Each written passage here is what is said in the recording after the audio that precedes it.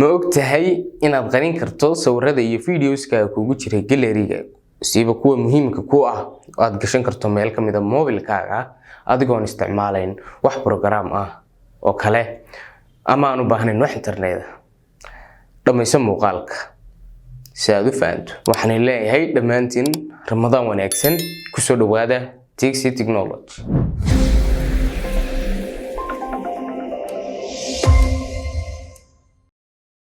waxaan tegaynaa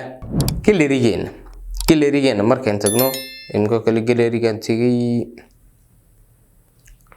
waaye laba sawir baan rabaa inaan magaranaysa meel geliyo imka kale kanaan geliyaaba ka markaan galo labadan aan koobiyeysanaya dhag si aan folder cusub baan sameeynaya si aan adiga yacni kuugu tuso sad u head gareyn karto waxaan leeyahay move to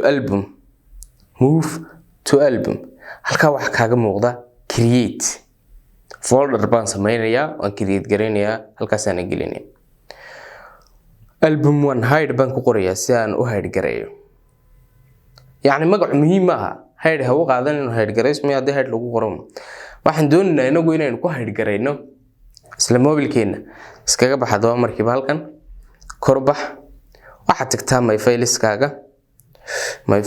tag markaad my files-ka aad joogto waxaad ka tagtaa internal storage-ka dhisin meesha ay ku qoran tahay dhisin ku dhufo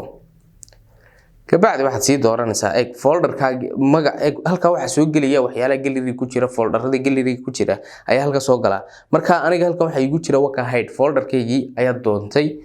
kabacdi waxaan sameynaysaa ku dhufanaya waan cadaajinaya saddexda dhibcood hoos aan ku dhufanaya rename baan leeyahay rename markaan raahdo halkan aan taabanaya waxaan sameynaya dot baan ku horeysiinaya dot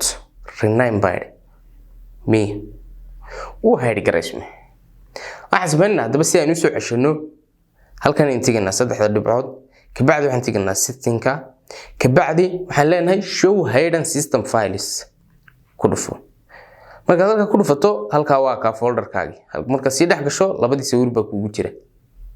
marka waxaan sameynaa si aan uga noqono saan oranna rename baan leenahay rename markaan oranno kabacdi hadda waxaan oranaa dhibicda ka masax meesha rename de toos ka folder-keeni sugaan iska soo xidhnaa hadaba hidden files-ka setting-ka ku noqonaya hidden files-ka iga xidhban leh kabacdi waa ka inoo soo noqday waxaan filayaa inaad fahantay muuqaalka fadlan haddii aad channel-ka ku cusub tahay subscribe saar like ta taabo share na taabo waad ku mahadsan tahay daawashada muuqaalka